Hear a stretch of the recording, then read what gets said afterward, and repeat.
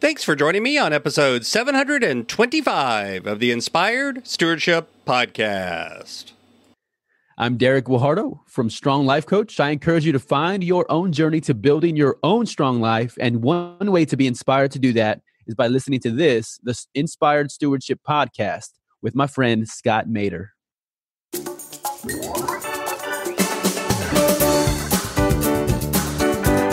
Because the truth is, it's not just about you. And trust me, I've had times in my life where things were really, really bad. But being able to turn around and help and serve others actually somehow made my situation a little better. Oh, it didn't really fix it. It didn't make the problems go away, but it helped my heart and my mind and my soul. Welcome and thank you for joining us on the Inspired Stewardship Podcast. If you truly desire to become the person who God wants you to be, then you must learn to use your time, your talent, and your treasures for your true calling. In the Inspired Stewardship Podcast, you will learn to invest in yourself, invest in others, and develop your influence so that you can impact the world.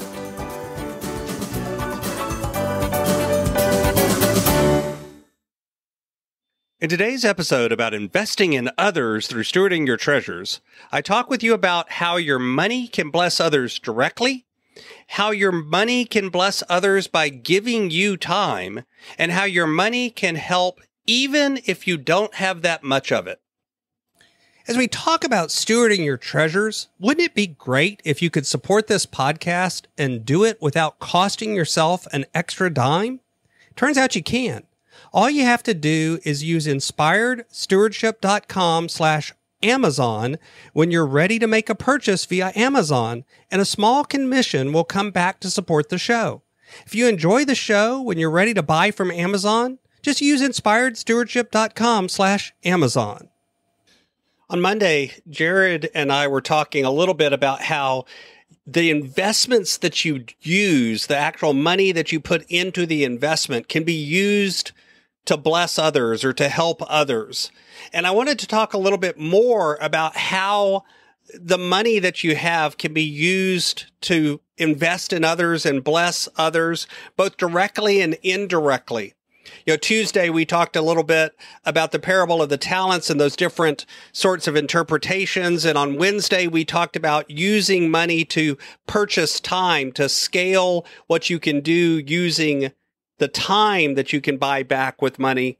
But today I want to talk a little bit about actually directly serving others with money. You know, sometimes in little ways and sometimes in large ways, we're called upon to give the money that we have in a way that helps others. As an example, just a tiny one. Have you ever been in line at maybe a Starbucks or the grocery store or somewhere else, and you felt called to pay for the drink of the person in line behind you? A total stranger, someone you don't know.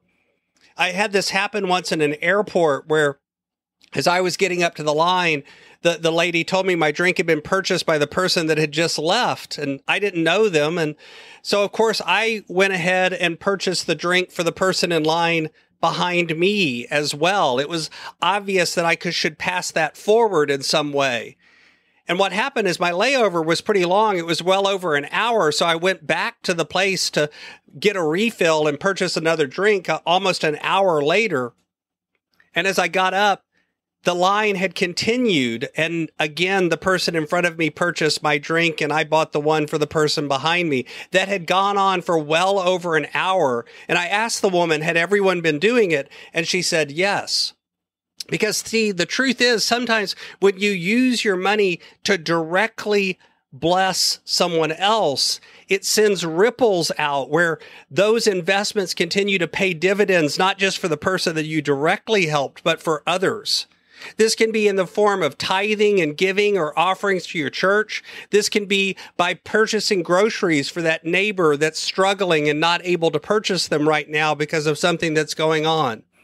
This can be about handing the waiter an extra tip. That's another story that's happened where my wife and I were blessed. We were on a trip on Thanksgiving Day, and I'll give you a hint. If there's somebody working wait staff on a Thanksgiving Day, you know that there's a really good chance that they need that job and they need that money. And the waitress that was waiting on us was obviously flustered, and my wife is very empathetic, and so she stopped her for a moment and kind of took her hand and said, "What's going on? It's obvious that you're upset." And the woman apologized and said she was so sorry, but she was kind of flustered because on her way to work that day, her van had broken down and it was now sitting on the side of the road, and she was not sure how she was going to be able to get it fixed because, that amount of money was going to be fairly significant. She wasn't even sure how she could get it to the shop and what was going on. And so she was a little distracted. My wife and I actually have a budget item for giving, and we actually ended up being able to leave that woman a fairly significant tip in cash. We emptied out our trip fund, the money that we were taking in cash for driving up to my mom's house, and we left all of that for her as a tip. And the amount's not important, and it probably wasn't enough to cover all of the repairs, but I guarantee you it's still a much larger tip than she normally would have gotten on about a $30 meal that we had had. If people had left 10%, she would have gotten $3 or $4 or maybe $5, but we left much more than that. And I say that not to brag on us for doing that, but rather to point out, because we've done a good job of stewarding our money, we're able to freely do that when we feel called to do it. When that opportunity to directly bless someone arises, then we can do it because we've done a good job of stewarding the resources that God has blessed us with. Your money can bless others directly in those ways, but it can also indirectly help others. Sometimes it's not about handing someone money. Instead, it's about using your time, like we talked about on Tuesday, buying your time so that you can go take a day off and invest in the boys' club or the girls' club or big brothers and big sisters or other things that allow you to impact maybe children or another charity that has your heart and your mind.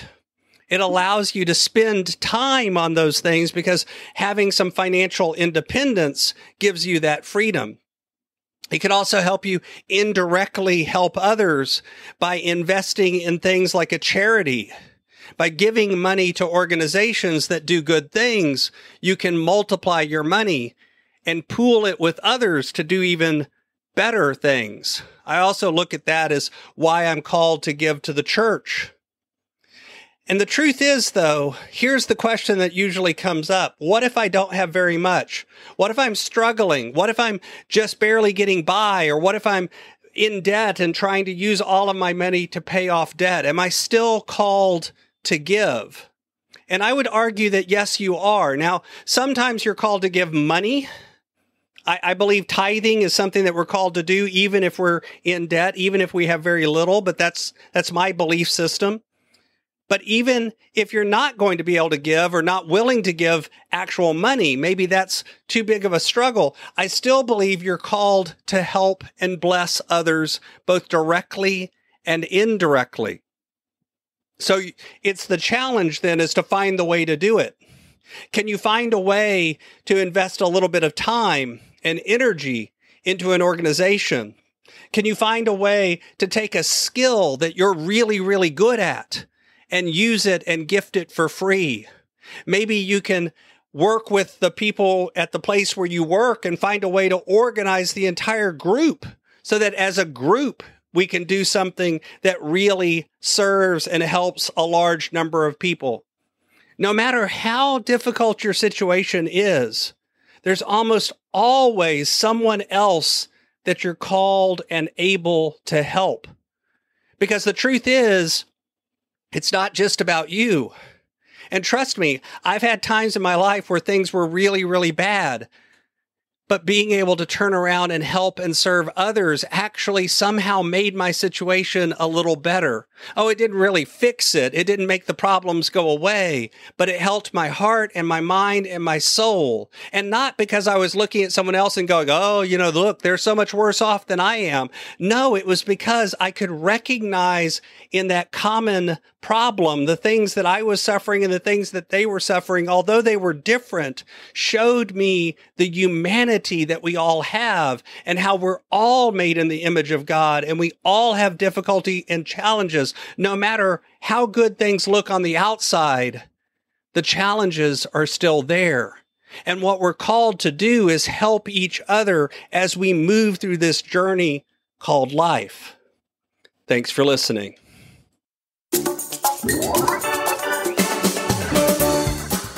Thanks so much for listening to the Inspired Stewardship podcast. As a subscriber and listener, we challenge you to not just sit back and passively listen, but act on what you've heard and find a way to live your calling. If you like this episode on the stewardship of treasures, you can sign up for our treasures tips by going to inspiredstewardship.com/treasures or text in the U.S. 44222 treasures tips. And we'll send you 5 weeks of our best tips on stewarding your treasures. Until next time, invest your time, your talent, and your treasures. Develop your influence and impact the world.